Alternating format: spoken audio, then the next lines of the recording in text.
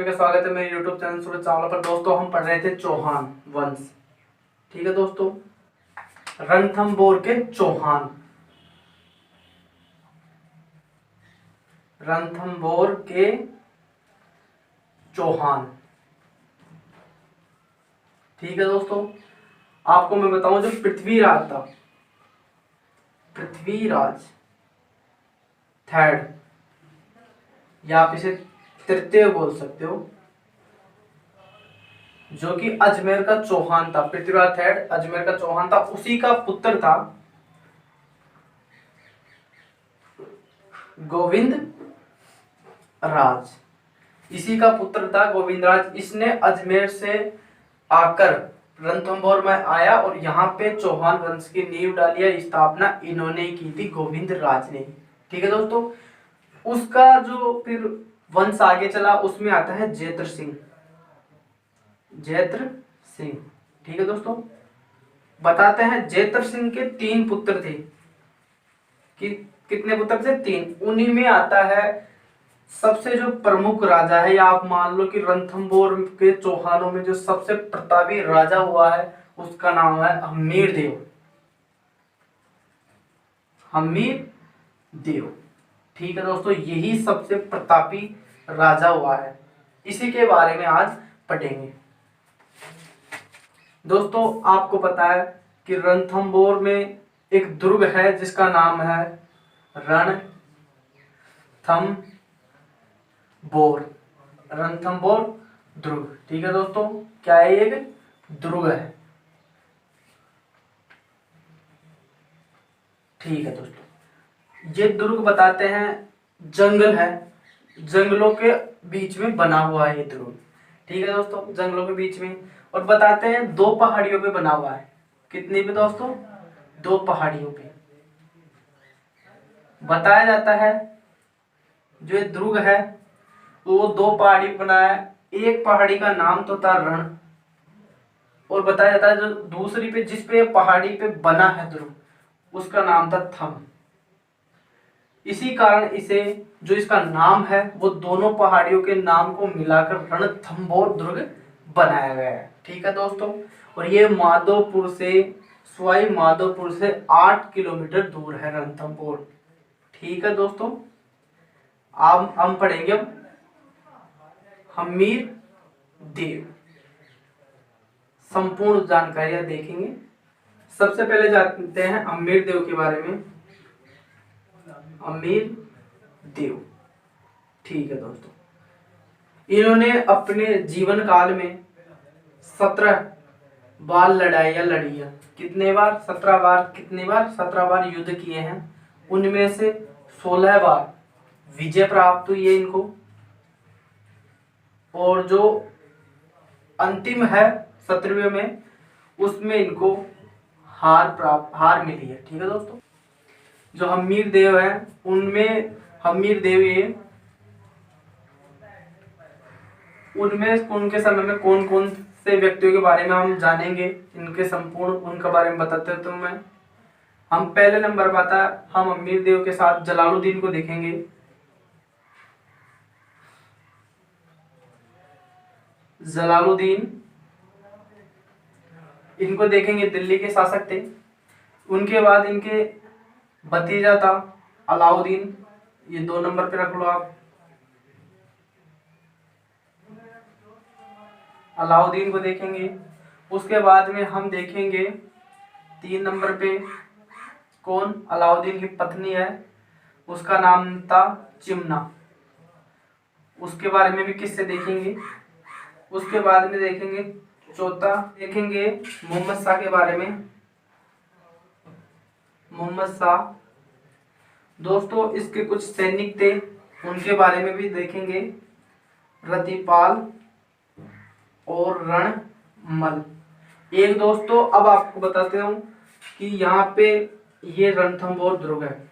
ठीक है दोस्तों, किसी भी दुर्ग के मार्ग पर आगे किसी एक दुर्ग, और बताया जाता है इस रणथंभौर दुर्ग में घुसने का एक ही मार्ग था, जाहिन दुर्ग। जाहिन दुर्ग, वो इसको, इसकी सुरक्षा कुंजी बोलते हैं जाहिन दुर्ग को। अगर इस दुर्ग पर अपना किसी शासक को अधिकार करना है तो सबसे पहले जाहिन दुर्ग पर अधिकार करना होगा, उसके बाद ही रणथंभौर दुर्ग पर कोई अधिकार कर सकता है। ठीक है दोस्तों। दोस्तों हम्मीर देव के समय में जो प्रसिद्ध ग्रंथ थे उनके बारे में देख लेते हैं। पहले नंबर पे आता है हम्मीर महाकाव्य। ये लिखा था जैन का कवि था, उसका नाम था नयन चंद्र सूरी। ठीक है दोस्तों, इसके रचयिता ये थे।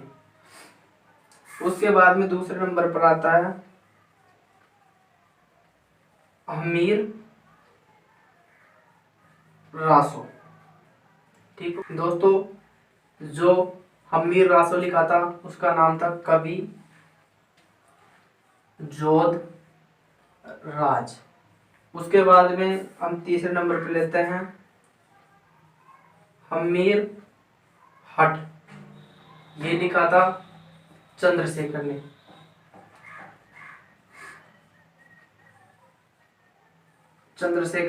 उसके बाद में चौथे नंबर पे आता है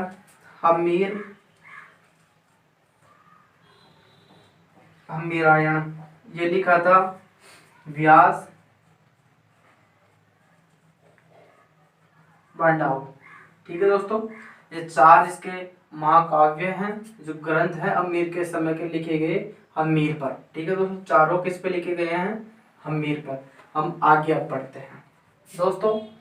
अब क्या हुआ, हम्मीर देव है वो 1282 में इसको राजगद्दी पर अपने पिता द्वारा जेतर सिंह द्वारा अपने जीते जी बैठा दिया गया। उसके बाद में क्या हुआ कि ये हम्मीर देव अपने राज्य का विस्तार करता जा रहा था। उसके बाद में दिल्ली का जो प्रमुख था उस समय जलालुद्दीन था। जलालुद्दीन भी अपना क्षेत्र का विस्तार करता जा रहा था। दोस्तों एक समय ऐसा है कि 1290 में जलालुद्दीन आक्रमण करने के लिए यहाँ आया और उसने जाहिन दुर्ग, दोस्तों रणथंभौर दुर्ग है, ठीक है दोस्तों, उसके मार्ग पर बना सुरक्षा कुंजी कहलाता है। यह है जाहिन दुर्ग, रणथंभौर दुर्ग, और ये है जाहिन दुर्ग। ठीक है दोस्तों, बताया जाता है कि जाहिन दुर्ग पर जलालुद्दीन ने अपना अधिकार कर लिया। उसमें एक गुरुदास नाम का एक सैनी भी था जिसे मारा गया जलालुद्दीन द्वारा। ठीक है दोस्तों, उसके बाद में ये सैनिक आए और रणथंभौर दुर्ग पर अपना अधिकार करने के लिए। माना जाता है, बताया जाता है कि रणथंभौर दुर्ग में इतनी शक्तिशाली राजपूतों की सेना थी, इतनी बलशाली थी कि उन्होंने कुछ ही समय में उनको खदेड़ बाहर भेज दिया। वापिस जाहिन दुर्ग पर अधिकार राजपूतों का हो गया, चौहानों का। उसके बाद में बताया जाता है कि 1290 में वो वापिस चला गया जलालुद्दीन दिल्ली। उसके बाद में 2 साल बाद वापस 1292 में युद्ध के लिए आया और उसने वैसा ही किया, जाहिन दुर्ग पर अपना अधिकार कर लिया। अब यहाँ पर ये सेना और भी शक्तिशाली थी, तो 2 साल बाद और भी शक्तिशाली बन गई और यहाँ पे जाके उसे वापस खदेड़ के भगा दिया। तब बताया जाता है, जब बोला जाता है जलालुद्दीन द्वारा एक वाक्यांश बोला जाता है, बहुत इंपॉर्टेंट है, याद रखना, किस बहुत से एग्जाम में पूछा भी जा चुका है कि रणथंभौर जैसे 10 दुर्ग मुसलमानों के एक बाल के बराबर भी नहीं है। रणथंभौर जैसे 10 दुर्ग भी मुसलमानों के एक बाल के बराबर भी नहीं थे। ये किसके द्वारा बोला गया है? जलालुद्दीन द्वारा। ठीक है दोस्तों, उसके बाद में अलाउद्दीन है। अलाउद्दीन क्या है कि जलालुद्दीन का भाई का लड़का था, तो इसने अपने चाचा जलालुद्दीन को मार दिया, उसकी हत्या कर दी और खुद वहां का शासक बन गया। ठीक है दोस्तों, अब पढ़ेंगे अलाउद्दीन के बारे में। दोस्तों अब क्या होता है कि 1296 में जलालुद्दीन को उसका भतीजे द्वारा हत्या कर दी गई। उसके बाद में अलाउद्दीन वहां का प्रमुख हो गया।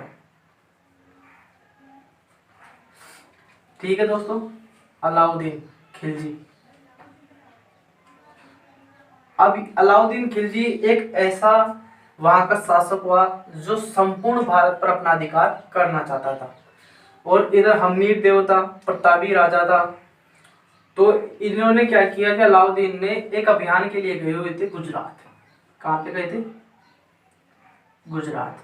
और इनमें उनके दो प्रसिद्ध जो मुख्य सेनापति थे उसमें था, एक का नाम था अलुग खां और दूसरे का था नसरत खां। दोनों गए हुए थे। अब ये गुजरात से आ रहे थे, बीच में पड़ता है राजस्थान। ठीक है दोस्तों, राजस्थान के झालोर। बताया जाता है वहां पर झगड़ा हो गया लूटपाट के लिए।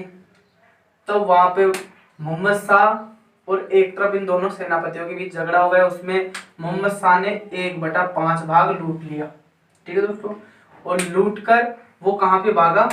यहाँ पे रणथंभौर शरण लेने के लिए। और अमीर देव क्या था कि ये शरणार्थी को शरण देता था, तो इसने मोहम्मद शाह को शरण दे दी। बताया जाता है कि अलाउद्दीन खिलजी और अमीर देव में जो झगड़ों की शुरुआत है वो यहीं से होता है। और अलाउद्दीन खिलजी ने मांगा भी, मोहम्मद शाह को मांगा कि हमें वापस दे दो, लेकिन इन्होंने देने से मना कर दिया क्योंकि शरणार्थी की जो उनकी रक्षा करता था और उन्हें वापस नहीं देता। ठीक है दोस्तों, उसके बाद में बताता हूं मैं आपको मोहम्मद शाह और चिमना।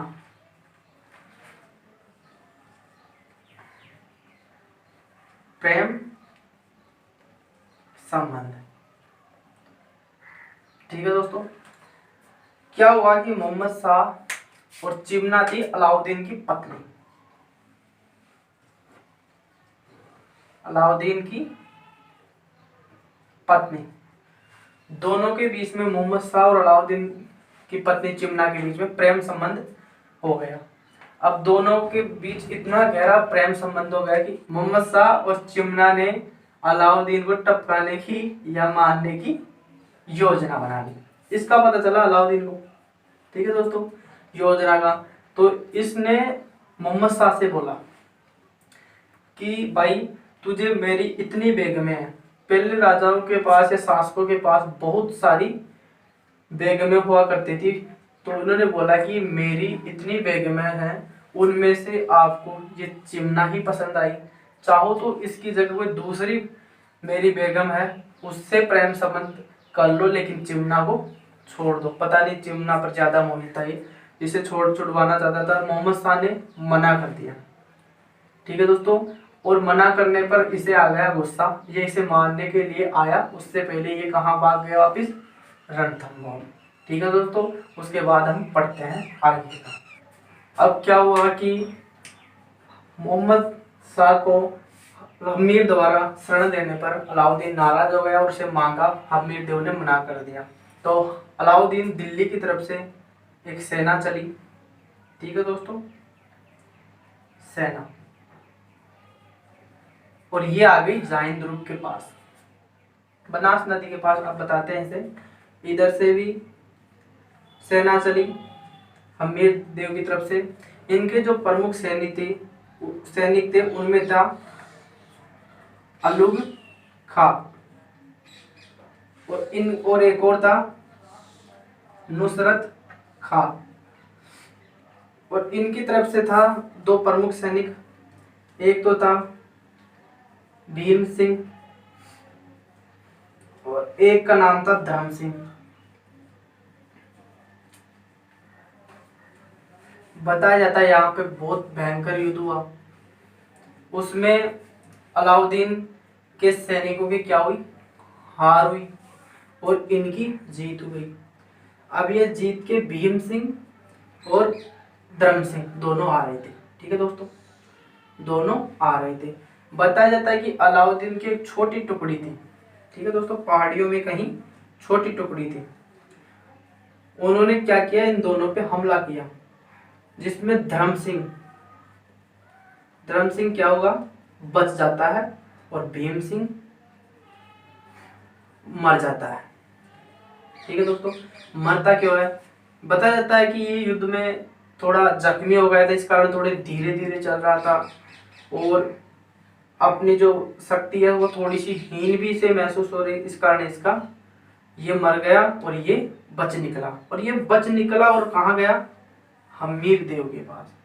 हम्मीर देव ने सोचा कि ये कुछ दगाबाज सा लग रहा है, इसने शायद साजिश करके भीम सिंह को मरा दिया, पर ऐसा नहीं था, ये वास्तव में सही ही था, क्योंकि इसने पुरजोर कोशिश की इसे बचाने की, और ये ज्यादा सेना होने के कारण ये वहां से भाग निकला, उचित समझा भाग के। तो हम्मीर देव ने इसे हटा दिया पद से, मुख्य सेनापति ने, और इसके ही भाई को, जिसका नाम था भोज, मुख्य सेनापति बना दिया। अलाउद्दीन ने अपनी सेना की हार देखकर वापस दिल्ली से, कहां से, दिल्ली से वापस सेना भेजी। ठीक है दोस्तों,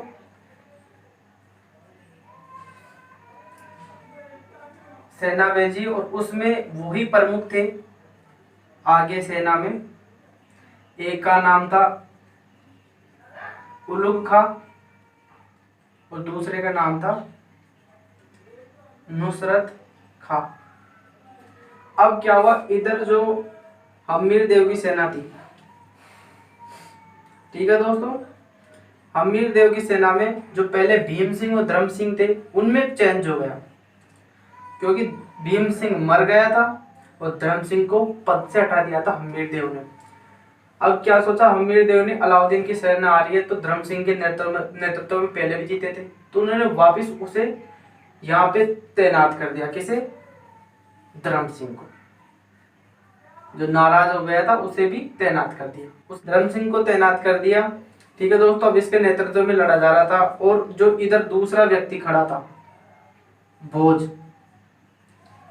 वो क्या था कि अपनी जगह इसे मुख्य सेनापति पाकर ये नाराज हो गया हम्मीर देव से, ये भी इसकी तरफ मिल गया। इधर धर्म सिंह पहले ही नाराज हुआ था, क्योंकि धर्म सिंह को ये निकाल दिया था, कौन, हम्मीर देव। ठीक है दोस्तों, और इसकी आंख तक फोड़ दी थी धर्म सिंह की, तो इस वजह से ये भी नाराज था, ये भी नाराज था, दोनों इसकी तरफ मिल गए। और माना जाता है यहाँ पे जाइन दुर्ग पर युद्ध हुआ, जाइन दुर्ग पर जो चित्तौड़गढ़ की कुछ इसकी जाइन दुर्ग पर युद्ध हुआ, जो रणथंभौर दुर्ग की कुंजी कही जाती है। उसके बाद में अलाउद्दीन की सेना ने प्रवेश किया रणथंभौर दुर्ग पर। कहां पे दोस्तों, रणथंभौर दुर्ग पर। अब दोस्तों क्या होता है रणथंभौर दुर्ग के बारे में अब देखते हैं। यहां पर बताया जाता है कि अलाउद्दीन की सेना ने करीब करीब 1 साल तक, अलाउद्दीन की सेना ने 1 साल तक घेराबंदी की। उसमें बताया जाता है कि नुसरत खां, कभी भी दुर्ग पर 1 साल तक इतनी बड़ी घेराबंदी होती है तो उसे जीतने के लिए पुरजोर कोशिश की जाती है, तो उससे अंदर जाने के लिए कुछ रास्ते खोजे जाते हैं। तो उनमें नुसरत खां ने सोचा कि 1 साल हो गया, अभी तक इस दुर्ग को जीत नहीं पाए, तो मुझे इसके दुर्ग के जो अंदर जाने के लिए किसी रास्ते को खोजना होगा। बताया जाता है कि नुसरत खां उसका निरीक्षण करने के लिए गया हुआ था, रास्ता खोज ही रहा था कि अंदर से किसी सैनिकों ने देखा, अंदर से सैनिकों ने देखा, राजपूत सैनिकों ने, और उन्होंने देखा कि ये हमारे महल के ऊपर प्रवेश कर रहा है महल में, तो इन्होंने तीर चलाए और नुसरत खां वहीं पर ही मारा गया। अब नुसरत खां की मृत्यु होने के बाद में उलुग खां ने सोचा कि नुसरत का हमारा साथी तो मर गया, अब रणथंभौर दुर्ग को नुसरत खां के बगैर जीतना असंभव सा कार्य है, अब इसे अलाउद्दीन के नेतृत्व में ही जीता जा सकता है। उलुग खां ने दिल्ली ये संदेश भिजवाया अलाउद्दीन के पास कि यहाँ नुसरत खां की मृत्यु हो चुकी है और आप यहाँ से बड़ी सेना के साथ यहाँ पर आए और आकर इसे जीते। ठीक है दोस्तों, बताया जाता है कि अलाउद्दीन आ जाता है यहाँ पर, और आने के बाद में यहाँ पर कुछ दिन रुकता है, उसके बीच में मध्य 1 से 1.5 साल का समय हो जाता है। ठीक है, 1 से 1.5 साल का समय। तो उसी बीच दिल्ली में क्या हुए, छोटे छोटे युद्ध होने लगे। अलाउद्दीन ने सोचा क्यों ना इस रणथंभौर को संधि के द्वारा, अब उसकी संधि बोलते हैं वो, लेकिन वो संधि नहीं है, एक तरह से छलावा है, छलावा बोलते हैं उसे, छल कपट से है, कि संधि के माध्यम से इस दुर्ग को जीता जाए, रणथंभौर में हम्मीर देव के शासन को समाप्त किया जाए। बताते हैं कि इन्होंने, अलाउद्दीन ने यहाँ पर संधि का प्रस्ताव रखा। तो हम्मीरदेव ने भी संधि के लिए अपने दो मुख्य, एक तो था रतिपाल, एक था रणमल, दोनों को भेजा किसके पास? अलाउद्दीन के पास। अब ये दोनों क्या अलाउद्दीन के पास आए तो अलाउद्दीन ने ऐसे बोला कि तुम हमारी तरफ मिल जाओ, हम तुम्हें ये रणथंभौर दुर्ग जीत कर हम्मीरदेव को मारकर ये रणथंभौर दुर्ग तुम्हें सौंप कर चले जाएंगे। तो ये इनके अलाउद्दीन के बहकावे में आ गए और इन्होंने क्या किया कि अलाउद्दीन को दुर्ग में घुसने में मदद की। अब देखो क्या होता है कि किसी भी दुर्ग में अंदर जाने के लिए किसी वहां पर सेना भी होती है, उस सेना से लुक छुप कर अंदर जाने के लिए या कैसे भी मार्ग प्रस्तुत करने के लिए एक रास्ता की जरूरत होती है। अब रास्ता कैसे मिलता है वो देखते हैं। दोस्तों क्या होता है, ये है रणथंभौर दुर्ग, ये नहीं है अभी तो चार दीवारी में नहीं है, ये है रणथंभौर दुर्ग। ठीक है दोस्तों, किसी भी महल में जाने के लिए चार रास्ते होते हैं। एक होता है ये रास्ता, एक होता है यहाँ से दरवाजा, एक यहाँ से और एक इधर से। ठीक है, इधर हम्मीर की सेना थी, हम्मीर देव की, इधर भी हम्मीर देव की सेना थी और इधर भी हम्मीर देव की सेना ही थी। इधर सेना थी रणमल और रतिपाल की सेना। ठीक है दोस्तों, किन की थी? रणमल रतिपाल की, जो किससे मिले हुए थे? अलाउद्दीन से। तो इनके मध्य संधि हो गई और संधि हम्मीरदेव के अनुसार नहीं हुई, अलाउद्दीन के अनुसार हुई और ये इनसे अलाउद्दीन की सेना दुर्ग में प्रवेश कर गई दुर्ग को जीतने के लिए। जब अलाउद्दीन की सेना को आते देखा तो हम्मीरदेव ने केसरिया पहनकर, हम्मीरदेव ने राजपूतों ने केसरिया पहनकर देख लिया, 1 साल हो गए, 1.5 साल हो गए, ऐसा कुछ होने वाला नहीं है, हमें भी अपनी तरफ से कुछ करना ही होगा, अब समय है दिखाने का। तो और वैसे भी वहाँ इतने दिन घेराबंदी रहती किसी दुर्ग की, तो आर्थिक व्यवस्था वहाँ पर जो खाद्यान्न आपूर्ति और सभी समाप्त हो जाती है। तो इन्होंने भी ठान ली थी अब इनसे मुकाबला करने का वक्त है, छुपे रहने का वक्त नहीं है। तो दोनों के बीच में मुकाबले, अब मुकाबले में क्या था, इनके पास तो सैनिक ही नहीं थे, सैनिक ही बहुत कम थे और अलाउद्दीन बड़ी सेना लेकर आया था दिल्ली से, तो इसमें इनकी हार हो गई। हम्मीरदेव बताया जाता है कि हम्मीरदेव को मार दिया गया। उसके बाद में जो इनमें इसमें जो राजस्थान का सर्वप्रथम जो शाखा हुआ है प्रथम, वो शाखा 1303 में हुआ है। राजस्थान में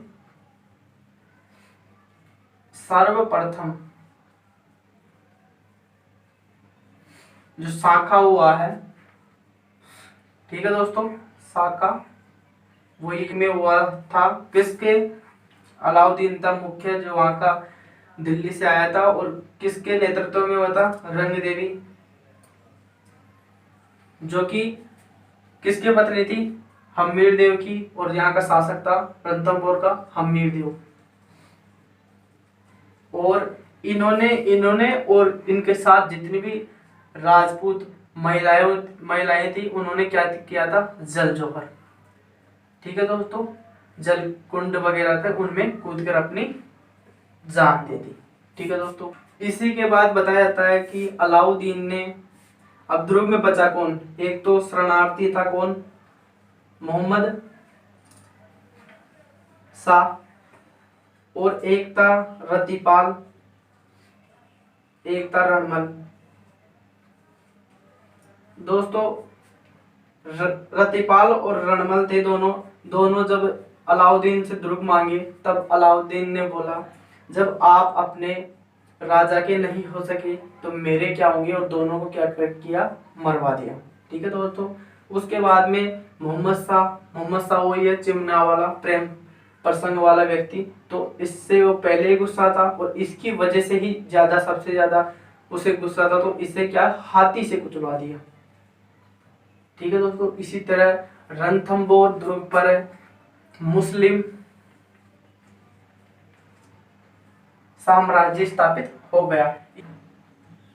द्वारा लिखा गया इस दुर्ग के बारे में। आज बहुत इंपॉर्टेंट कथन है, आज कुरुफ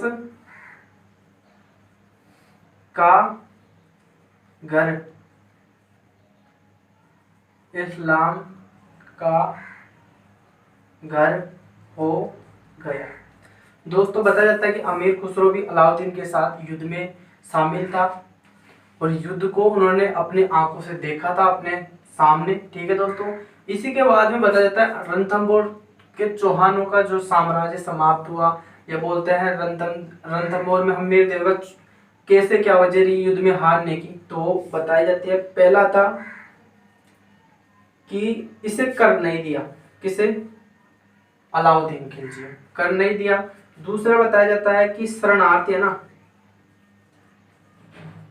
जैसे मोहम्मद शाह को इन्हें शरण देना, ये शरणार्थियों को शरण दे, इतना ही नहीं शरणार्थियों के लिए अपनी जान भी दे सकता था, ऐसा व्यक्ति था हम्मीर देव। कौन? हम्मीर देव। ठीक है दोस्तों, इसी के साथ हमारे रणथंभौर के वंश है उसकी समाप्ति होती है। हम पढ़ेंगे नेक्स्ट टॉपिक। दोस्तों आपको वीडियो कैसा लगे? वीडियो अच्छा लगे वीडियो को लाइक करें, चैनल को सब्सक्राइब करें। धन्यवाद।